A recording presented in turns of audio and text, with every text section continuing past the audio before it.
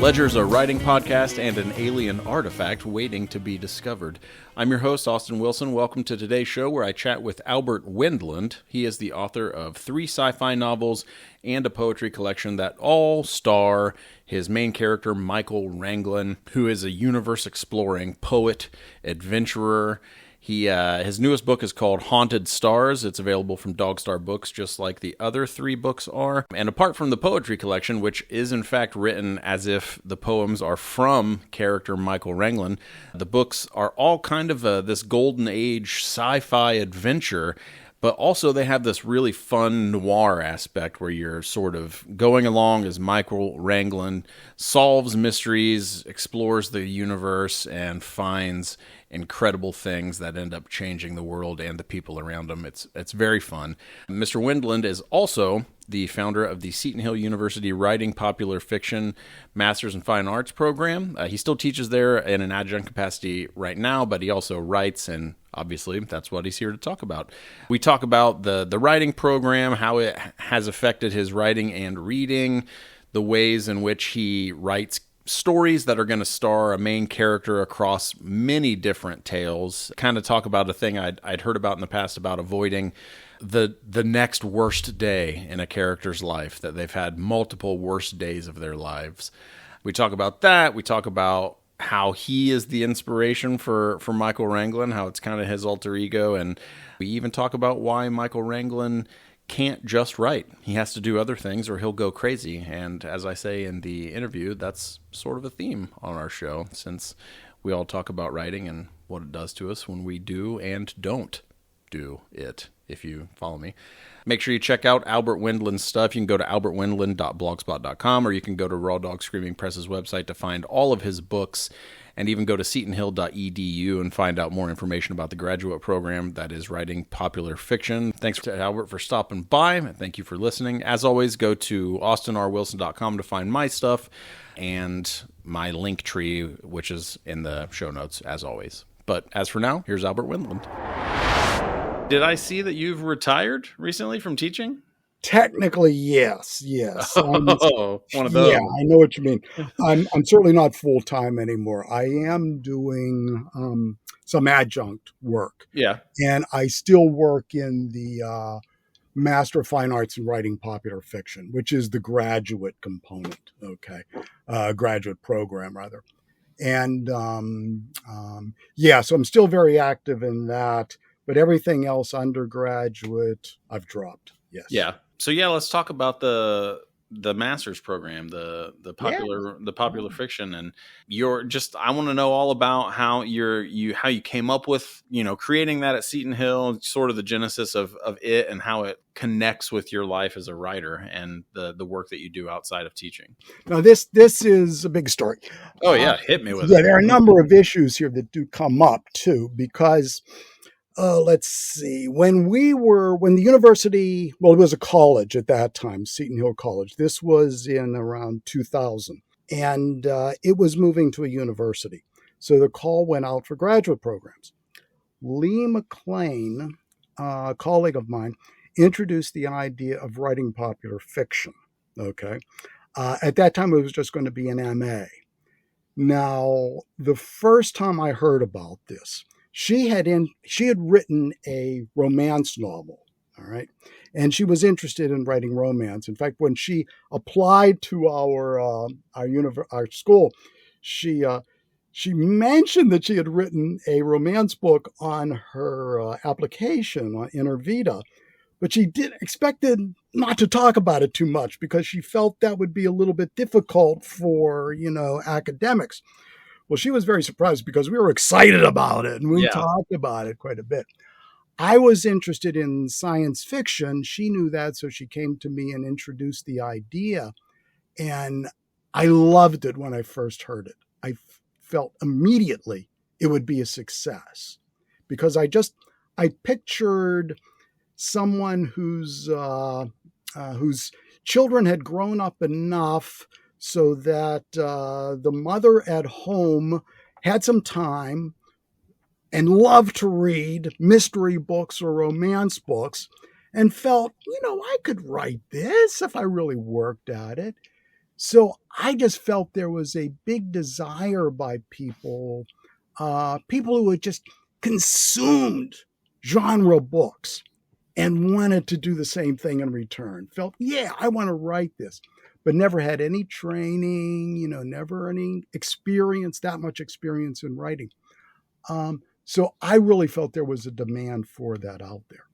And at that time, there was still a lot of prejudice in writing programs, graduate writing programs, against popular culture, genre fiction. We still run into that, by the way. Yep. So this was a real landmark, and it's much to the praise of Seton Hill that they were very interested in this. They were interested in my science fiction whenever they hired me. Okay, and yeah, they were open to that. We had to argue it. It started as an MA, and then years later, at first Lee was in charge of it, then I became in charge of it. And one of my major missions was to make it into an MFA program, which meant that it was a terminal degree. And What's terminal degree mean? It means people can get jobs, all right, with that degree. A master's degree is seen as a step to a PhD. If you were trying to get a position in teaching English literature, let's say at a university, you would need more than the MA. You would need the PhD. But if you were trying to get a position, especially a part-time position in teaching writing, composition, things like that, you can do that with the MFA. So people can get that degree and go get a position in a university with an MFA. We didn't want to push that at first because we were scared of that prejudice that was still out there. Yeah, we thought we'd get a lot of questions. No, you can't do this with just popular fiction. And I definitely want to talk about that prejudice and specifically the comparison between popular fiction, literary fiction, academia, that kind of stuff. But before we get into that, briefly, for anyone who maybe doesn't know the difference between a college and a university and how that plays a part into having a writing of popular fiction, master's in fine art, what's the distinction between those two? If it's easy enough to kind of... No, it is. A college offers bachelor's degrees, but not anything higher. Okay. A university can offer master's degrees and PhD programs. Okay. Now, we do not have PhD programs at Seton Hill, although there's always been talk back and forth about that.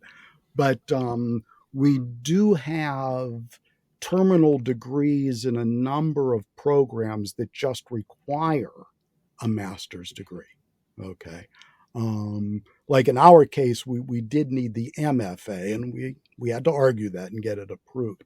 That's the basic difference. Okay. Do you think maybe not? I was trying to figure out which area maybe I wanted to ask about as far as whether or not we are too invested in defining the things that we write and the things that we read. And I would have been thrilled at the possibility of taking a writing popular fiction course, but it didn't exist where I was. And I don't even know that I would have known how to look for it. And I've lucked into, finding writers as I was growing up who sort of battled against those distinctions between academia and literary. And are we too obsessed with classification, or is it needed to a certain degree? Basically, yes, I think we are too obsessed with it. I mean, there are some distinctions. I do think that there, and you will get argument about this. I do think there are some differences between what we call literary fiction and genre fiction. Genre fiction is a better word than popular fiction, because literary fiction, realistic fiction, it tries to tell a story that is unique, that deals deeply into the human condition at the time, the trying to write a story that's profound, that's interesting, and all of that is well and good. Genre fiction addresses more specific goals. The whole reason why genre fiction came about is because somebody wrote something that a lot of readers liked. Yeah. And the reader said, give me more of that. I'll buy more of that. So what publishers and writers basically pinned down is what exactly the appeal was there, so that I can give you something that's similar, but that I can change it at the same time. Right. I mean, that's the whole point about genres. It's the same thing, but different. Yeah. In mystery. And if literary fiction, and let me back up a little bit more. Whenever I was, sorry about that. Whenever I was in charge of the program, there was some study that came out, some academic study somewhere, that argued that after testing a lot of readers of literary fiction and popular fiction, genre fiction, they found that the people who read literary fiction scored better on tests that tried to look for how sympathetic and empathetic you could be with other people. Huh. Okay? Yes. And the argument that came out of that is literary fiction does it better. You understand more about your fellow human being by reading literary fiction or realistic fiction. And I got phone calls at the time because I was in charge of a program for popular fiction. And they said, well, how do you react to this? And they expected an argument in return. And I said, no, I agree. I mean, I've taught literary fiction. I understand that. The point is that genre fiction addresses a particular need in its readers. The mystery story reasserts and continually proves over and over that a great evil that's committed against culture can be solved. The culprit can be found and punished. There's a reassurance in genre fiction, and it's specific to each genre.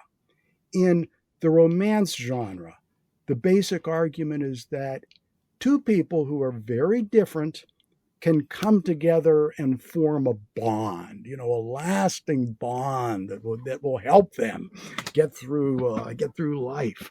And that reassurance is there. And even though you've seen it many times before, just hearing variations on it, getting different approaches to it, that's the appeal. That's the satisfaction. Science fiction kind of argues that the universe can be understood, that there are some rational elements and common scientific principles that say that you possibly can control these things or at least deal with them, that we have ways of moving into the universe. That reassurance is there about a somewhat rational view toward the universe. So those genres are very important to their readers. It provides that reassurance. And that's just as strong. It just gives that to the readers, provides them with satisfaction in a somewhat different way. Okay. Instead of the general one that was going on with the literary fiction. Yeah. That's where I see the differences. I mean, I think they both have appeal and they both can go back and forth. I mean, Crime and Punishment is a mystery novel. It's a murder thriller. Right. A darn good one. That's the thing with literary fiction. I always feel like I have to put it in quotes, but I mean, it's a classification that we have. I mean, genre fiction, I think, is much more comfortable delivering on the promise that the genre that you're coming into. It, like, I love romantic comedies, and when they're done well, like I know what's going to happen, but delivering that promise to me interestingly or in a memorable way, those are the reasons why I go for genre fiction. You know, I want to be given the promise that, okay, hey, I'm reading a sci-fi novel, I'm expecting certain things. Yes. And Yes. literary fiction's a little bit more comfortable with not delivering on those promises, or not even delivering 3 act structure sometimes, just Oh kind of yeah. Yeah. striking off the Mhm. beaten Yeah. path. Yeah. It's, if anything, I mean, there's a promise in literary fiction in the sense that my promise is that you're going to be very surprised. Yeah. You know, you might be challenged, yes, or you're going to get a story that you don't know about, that does not follow the tropes, does not fulfill all the expectations of genre fiction. Yes, genre readers come with expectations. And you know, if you're going to write in that genre, that's what you have to supply. We talk about that all the time. Um, but if there is a promise to literary fiction, it's surprise, uniqueness, newness, and a bit of either an emotional or intellectual challenge. Okay. And I think it's valid that at the end, yeah, you are going to have more empathy with other other life experiences than what you yourself might have run into. In genre fiction, yeah, you know what's coming. But still, there's surprises on it. You know, there are Yeah. variations. You can do different things. But yeah, that I to me that's the distinction. Although there are all kinds of overlaps, and especially now, even among genres, there's so much overlap. Oh yeah. Yeah, Oh yeah, for sure. And part of the master's program for writing popular fiction, you're also writing sci-fi novels at the yes, same time. yeah. Your main character right now, the big character across the books you're writing, is Mykol Ranglen. Mm-hmm. Newest book's called Haunted Stars. We're going to get to that, but I really want to talk about how you start creating a character who has this life that he's already lived before page 1. Where do you begin when it's time to create Mykol Ranglen? Did he show up first? Did a story show up first? The process of coming to this character and bringing him to the page, how did it happen? First of all, I had long thought of doing a series with a main character who was a kind of consultant for what conditions on alien worlds.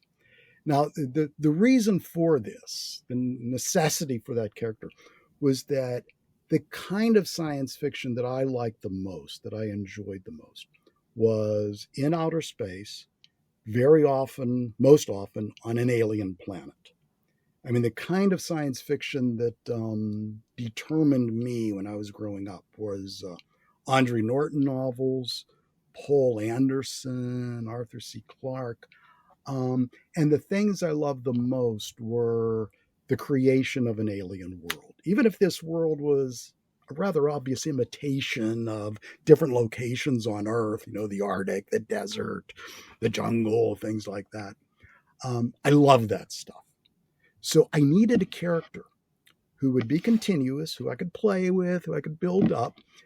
And in no way was this character defined at the beginning. No, that wasn't the case. I did not sit down and thoroughly define this character at all. I just wanted someone who would be free enough and required enough to go to different alien worlds. All right. So I thought of him as a writer, first of all, a person who had written a lot about what not just physical requirements on an alien world, no, but the kind of mental, emotional reactions to it. And that certain businesses or colonies or whatever on these different worlds, if certain mysteries, problems came up, situations, they would go to him. They might bring him in as the kind of fixer or the explorer. So I thought of these stories as he would come in, he would start looking into it, he'd wander off into the alien world, have all these, you know, adventures out there, and then inevitably solve the problem and leave. The series would be based on that. I played with that for years. Okay.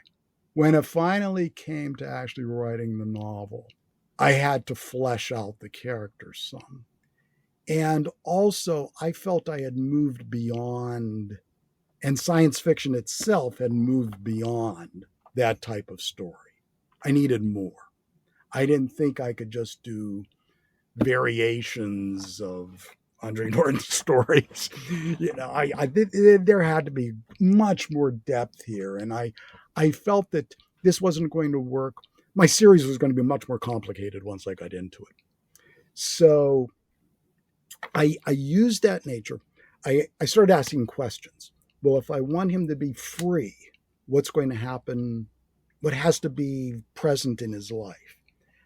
He had to be a little bit independently wealthy, that he'd had enough money to do these kinds of things, to go exploring. Because I dropped the troubleshooter kind of image. He would do this either out of his own interest, or his friends might ask him.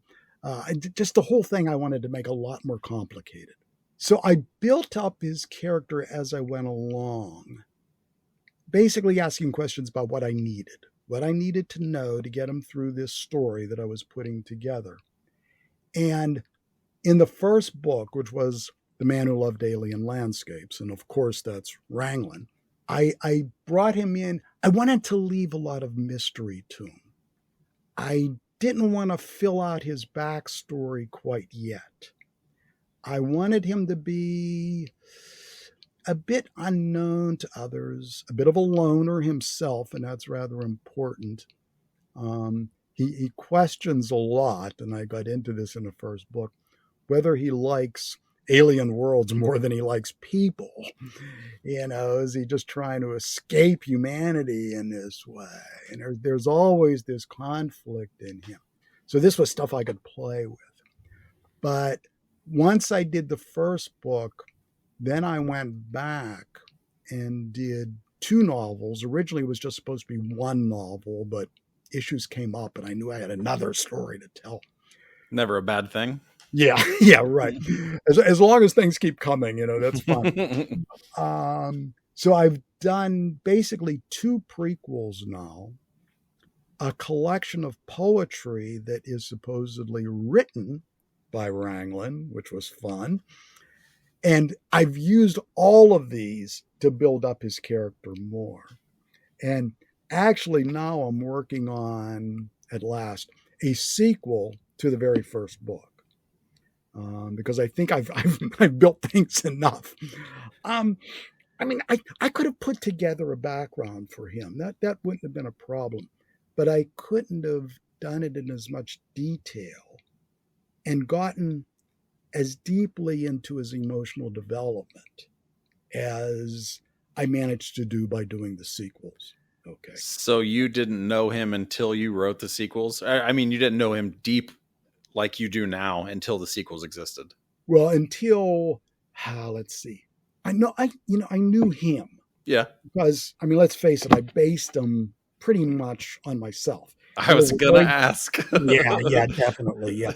And that's always easy to do. And it's good if you have a series character, because you'll be coming back to this character all the time. Yeah. There are drastic differences between him and me, but I could use personal quirks. I could use what he liked for breakfast, things like that. That was easy. But yeah, it's and I didn't want to explore everything right at the beginning. I wanted to take my time and build him up. So, and I want to give a valid answer to the question, because I always think this is a question for writers sitting down to write their first novel. Yeah. Just how much do I need to know my protagonist? You need to know enough to start the story. And you need to be able to answer the questions that will come up about your protagonist as the book goes on. Okay. Yeah.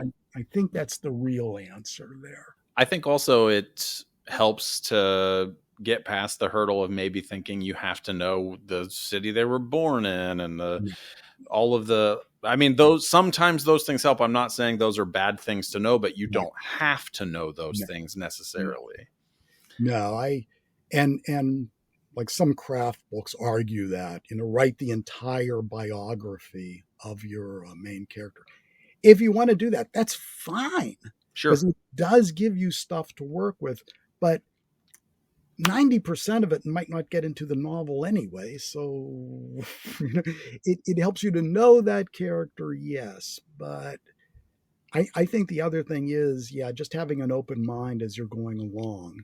And when you need to stop and figure things out, definitely stop. That's the other thing. Exactly. Definitely stop. And also don't use research to derail your writing process.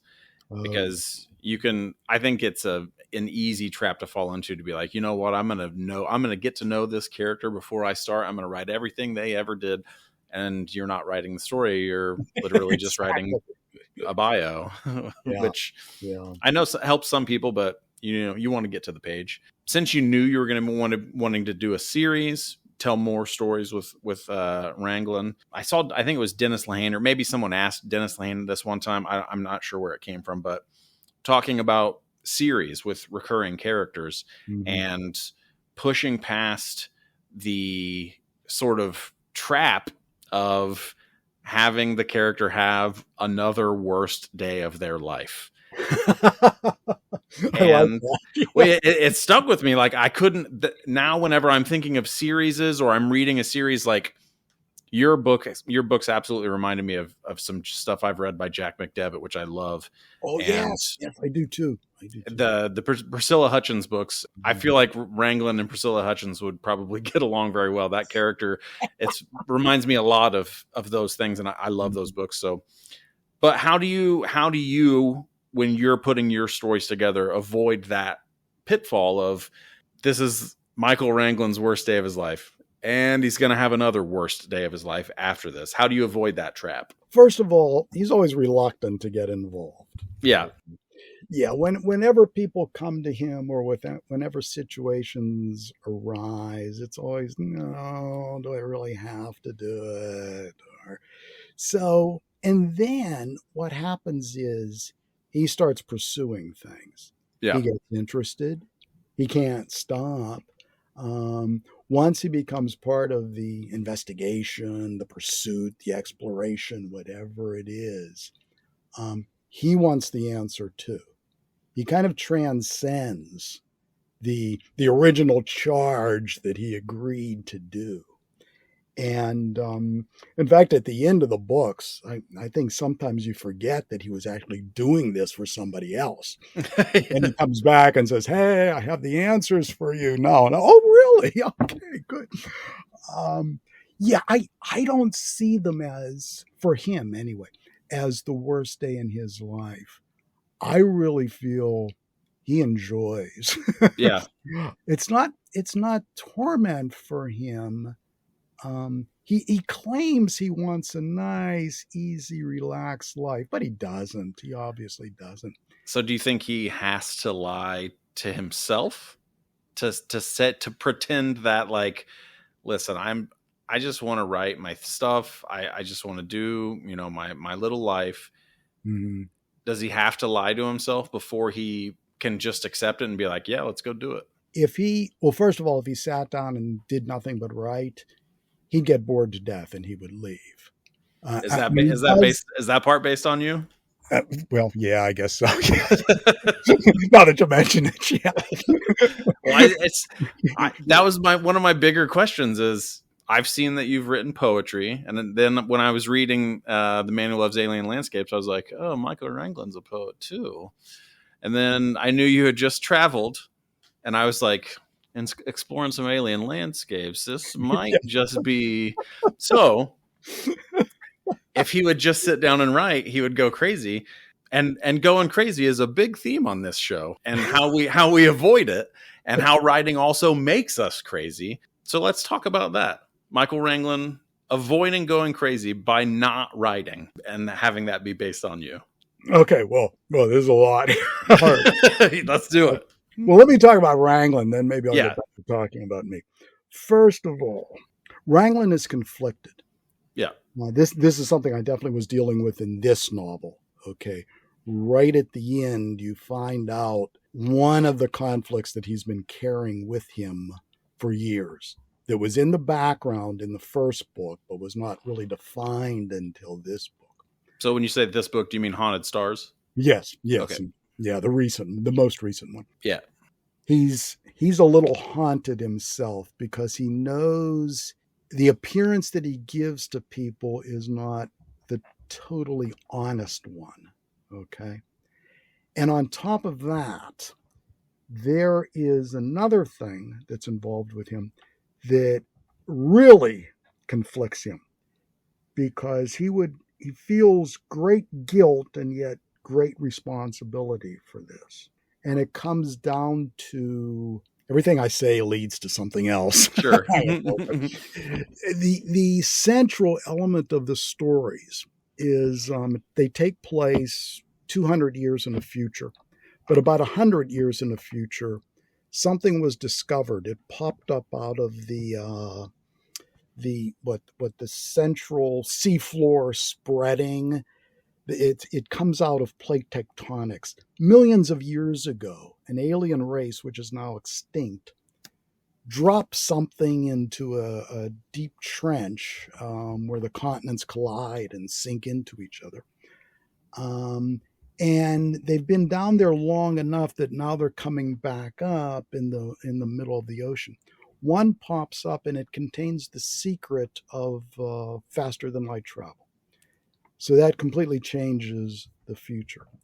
What these objects are, they're called CLIPs, which was short for carrier-locked integrated programs. I just came up with anything, to fill out. Yes. Yeah. But they change the technology and the history of the human race overnight. It's like, suddenly within a week, a world that had no computers at all are introduced to Apple computers. Okay. The technology just jumps up like this. History changes, humanity goes out into the universe, and they find that everybody starts looking for these clips, because they're obviously, whoever finds them is going to be incredibly wealthy. The next one that's found is on another planet, and it's leads to anti-gravity, which changes everything. Gravity control, I should call it. The next one, Mykol Ranglen found. Okay. And technically, it's purely accidental that you find these. You just have to go to planets that have plate tectonics that are active, geologically speaking. He finds this. It creates a huge habitat in space called annulus, a ring-shaped object that looks a bit like a rainbow, or looks a bit like the Ring Nebula in outer space, astronomy that comes into it. But he also discovers something else.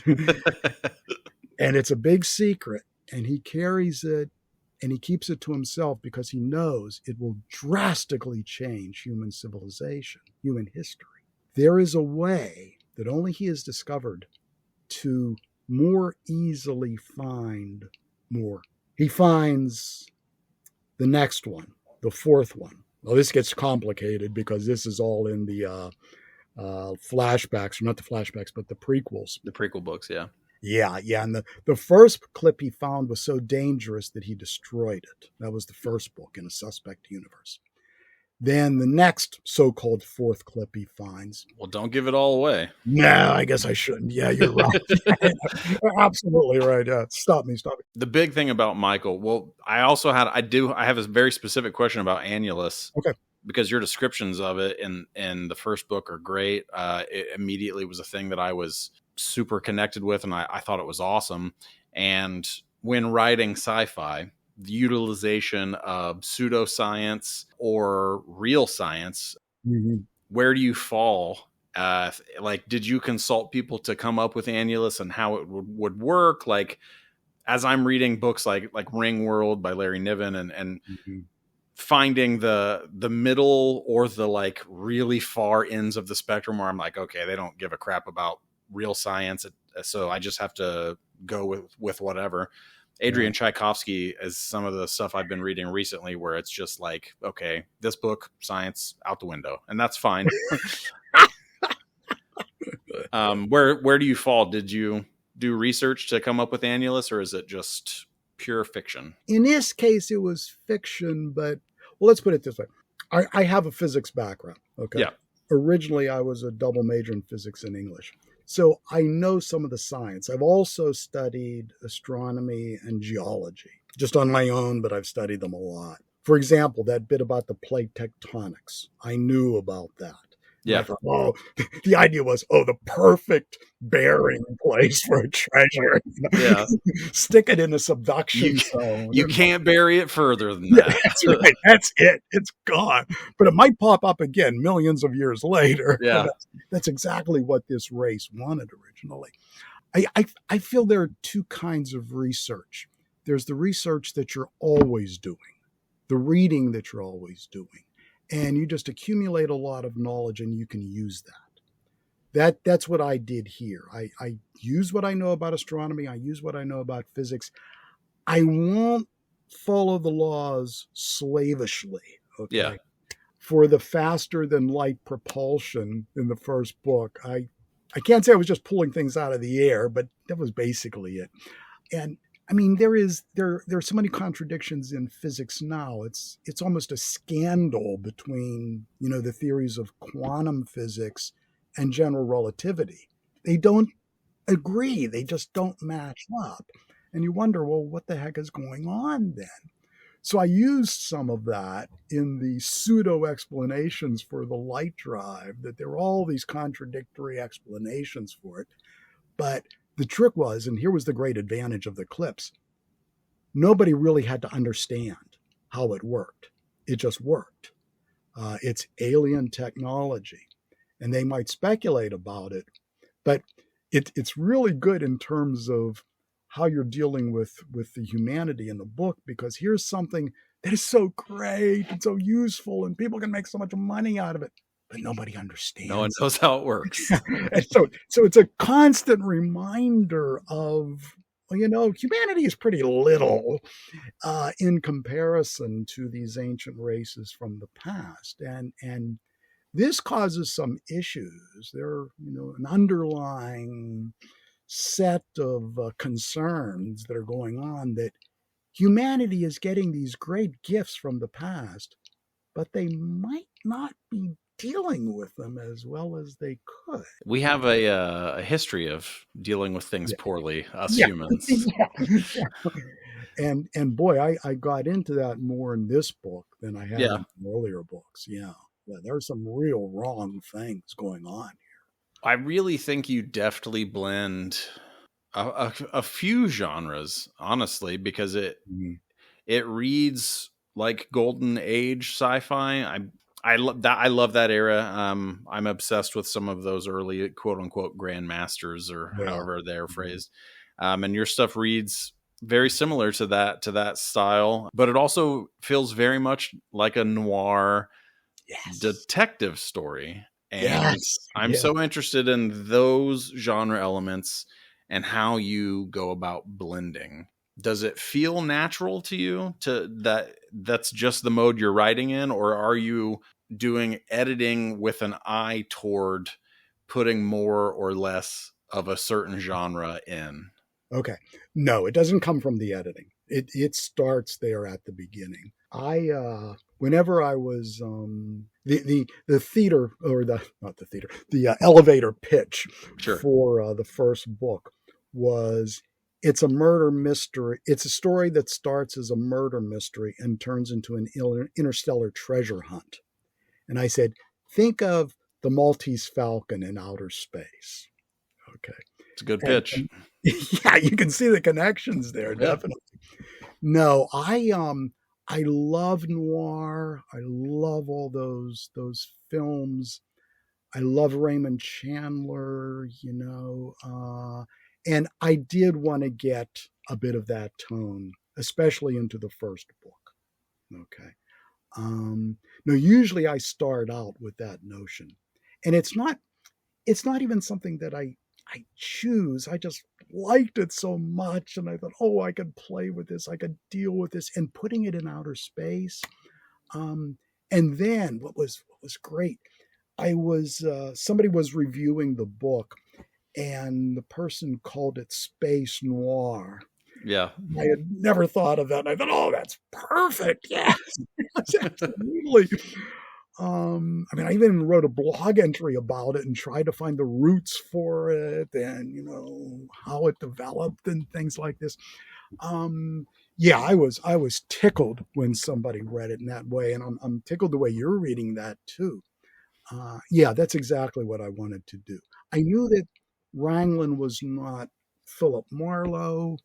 I didn't want to go that far. I didn't want to get into the sexism of that role. I wanted him to be much looser, more flexible. But that notion of walking down the mean streets of outer space, what the mean star lanes, I don't know. Sure. Yeah, yeah, yeah. And those influences just come about. Yeah. The other books, well, this one, The Haunted Stars, has a bit of that, but it has a bit more punch to it. It's some of the noir stories create a particular world and how you deal with that world.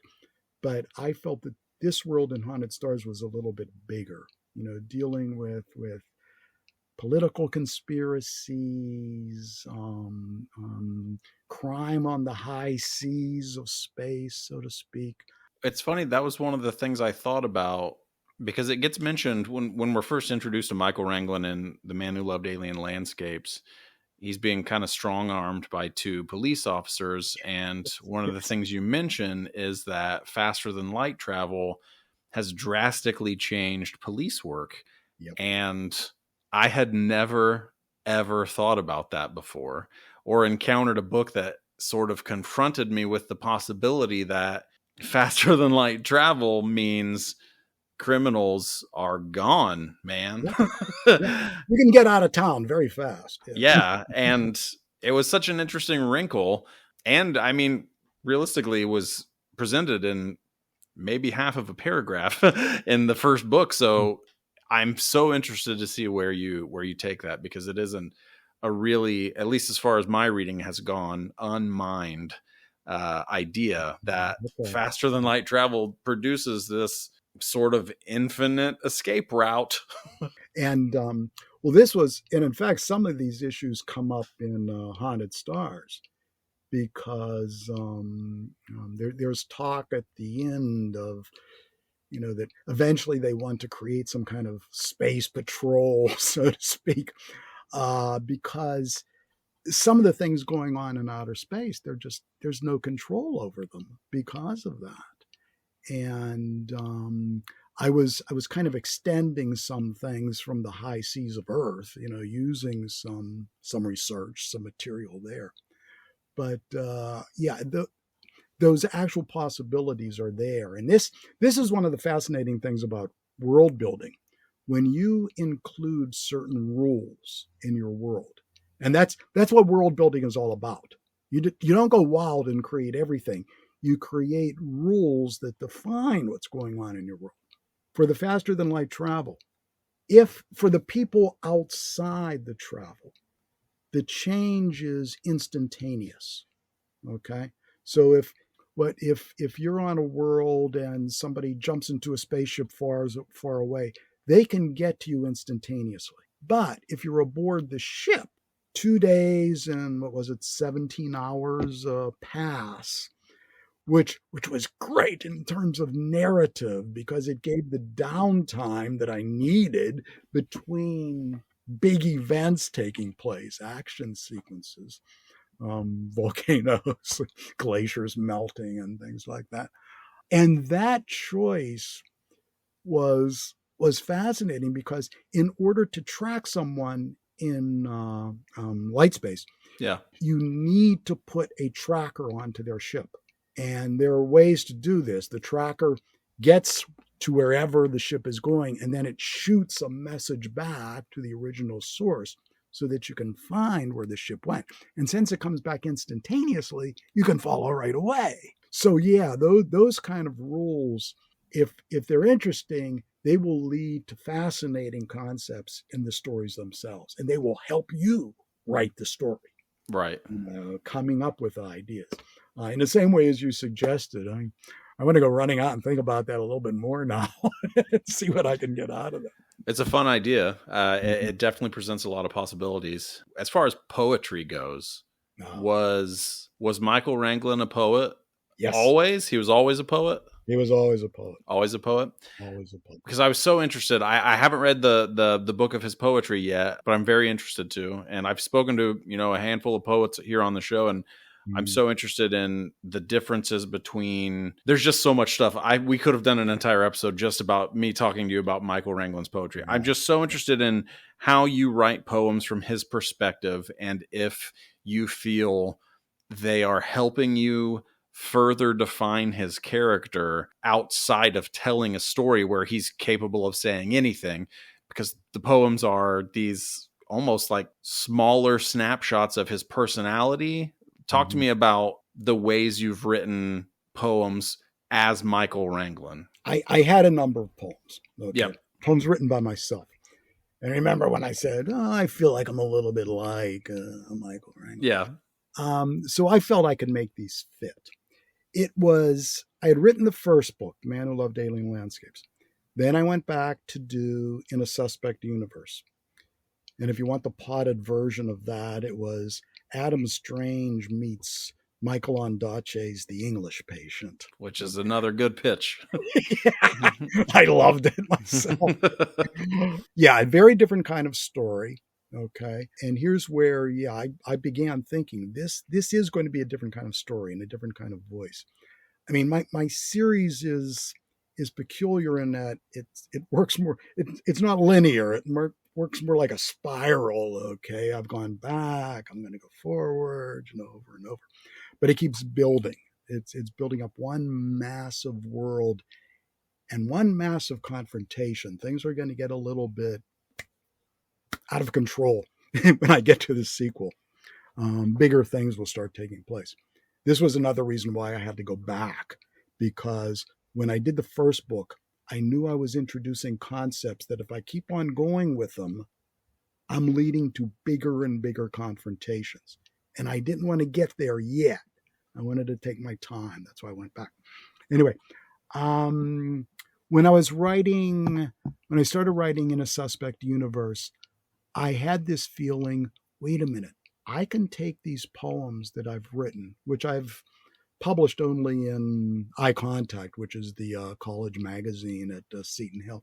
And I thought, I can use these because a lot of these deal with aspects or can deal with aspects of Mykol's personality.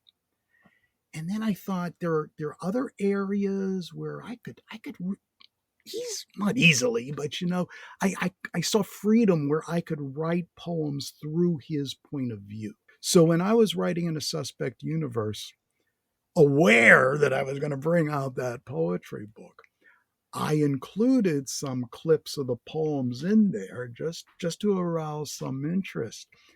And I knew that when I did the anthology, the collection, that I would be giving the complete versions of those poems. And whenever the frontispiece or the opening quotation for In a Suspect Universe was a quote from one of Mykol Ranglen's poems in the next book. Yeah. So when I got to that, about half the poems, maybe less than half, were old poems that I already had that I reworked to fit his voice a little bit more, to fit his perspective from where he was. And this gave me more for his personality. If definitely take a look at, if you haven't already, the introduction to the poetry book, because I had a lot of fun there. I was writing in the voice of the editor who's introducing a book of poetry by Mykol Ranglen, which is really my poetry. Right. So, yeah, this was fun. Yeah. Doing that. Yeah. So I knew that was coming, and I added a lot of poems that were more directly related to things in his life. You can see how he responded to earlier characters to people he was in love with. There were direct connections. There's a whole batch of poems in the Temporary Planets for Transitory Days that refer to incidents in a suspect universe, because he imagines a whole other life for one of the characters in that book. And this collection of poetry, yes, he's supposed to be a poet, but he's supposed to be a very, very professional and academic poet, which if you ever say that about if you create a character like that in a novel, it's always, you got a problem. Because if you write a sample of his poetry and when people read it, they say, well, it's okay, but it's not as good as what he's supposed to be. Right.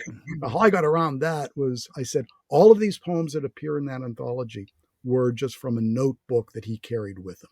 They were basically just notes, not necessarily completed poems. And in fact, you'll see he drops it off to a publisher. That's the event that's described in the introduction. It's funny because the book I'm writing right now, which is a sequel to the first book, right at the end is a scene where he decides, I'm going to get rid of this notebook. I've had these poems long enough. Some of them, and this was another theme somewhere along the way, an incident, because of some peculiar physics involved, he forgets some of the things that take place in a suspect universe. And the only thing he has left are the poems. And he says, oh, this is like having archaeological remains of myself. I'm trying to put together a history for myself by reading them. I don't like doing this. This is personal.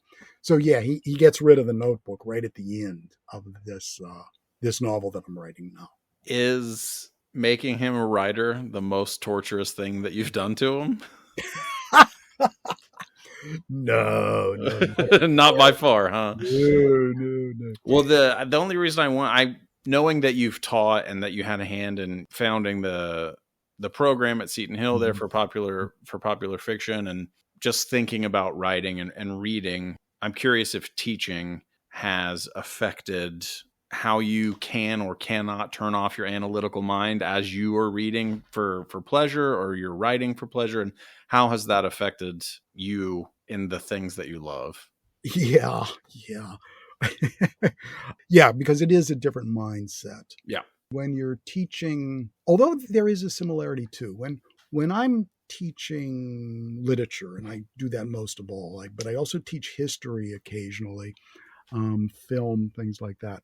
But when you're teaching creative works, I feel that my role as a teacher is not to transfer knowledge. Okay. I think that's pretty dull. And most people aren't going to remember it anyway. I mean, it's the theory of breaking open the brain and pouring information into it. I see my role as a teacher as enabling self-directed learning in the student. My whole thing is to get them interested in the material. So when I go in, I want to convey the excitement that I felt when I was reading this, the strength of it, that this is really interesting. Much of my discussion about the book comes down to the emotional reaction that we have to it. You know, this is really stating what it was like then, and you know, you will learn more about human behavior by looking at these books, talking about that empathy thing that we were discussing before. But the whole point is that, yeah, there is a slightly different attitude, because if you're going to deal strictly with literary criticism, yeah, you're always breaking it apart. You're always being analytic. You're always trying to look more closely what's really being said as opposed to what comes up on the page. And every now and then, I know when especially in poetry, I'll write a line that is, I know what it's supposed to mean, but I'm also making it a little bit ambiguous. And I think, oh no, wait a minute, somebody might interpret it this way. A different way, yep. Yeah. and those things slip in there, and you try to have control over that. But then it's not an interesting poem either if it's A, B, C, D, and it's very clear. Yeah, you got to turn that off, because ultimately what you're doing when writing the book is telling a story. Okay. I feel that my whole point, the most important thing in any novel, in any piece of writing, is the readability of that story. Like there are a lot of craft books out there that talk about the overall structure of a novel, how you put it together, act 1, act 2, act 3. I don't think there's a reader in the world who sits down and looks at a book and says, oh, I don't like this because act 1 stopped too early or something like that, or I can't find act 2. No.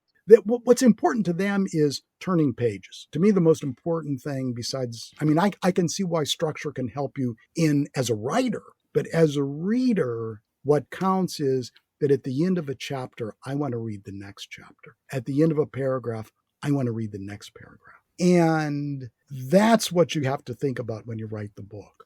You're a communicator, and you're communicating a story. That's the most important thing. You can include things. You can include a statement that, well, somebody who knows deconstructionist criticism reads this line, ooh, they might, perk up a little bit. But that can't stop someone from reading who is not going to catch the association in that. What it comes down to is, it's getting through, making the story interesting enough, compelling enough that the reader will just want to keep on going. Yeah. And here's a connection with the teaching. Here's how the writing affects the teaching. Whenever I taught history, I often did a European history course, a 2-semester course. So I'm starting way back at the beginning and going to today. I introduce it by saying, this is the most exciting novel you have ever read. It even has a 3-part structure, by the way, which just came to me now. The ancient world, the Middle Ages, and But yeah, you have to see it in that way, because these are people making decisions about lives, their own lives, and what they want out of it. And because of that, that's creating history. It's influencing history. And everything that's done in one era affects the next era, whether it's a reaction to that era. So think of it as always to be continued. We've got some tremendous characters here, tremendous personalities. And that sense of ongoing development, plot development. That was a way to look at history. And that was one of the things I really tried to convey in that course. It works both ways. Goes back and forth, yeah. Well, your novel Haunted Stars is out now from Raw Dog Streaming Press, as are the other books, Manual of Alien Landscapes in a Suspect Universe.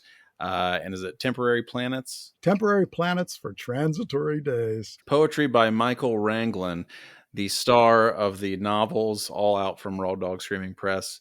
Thank you so much for stopping by. This has been awesome. Oh, this was great. I really enjoyed it. As mentioned, all 4 of Albert's books are available through Dogstar Books. That's an imprint of Raw Dog Screaming books.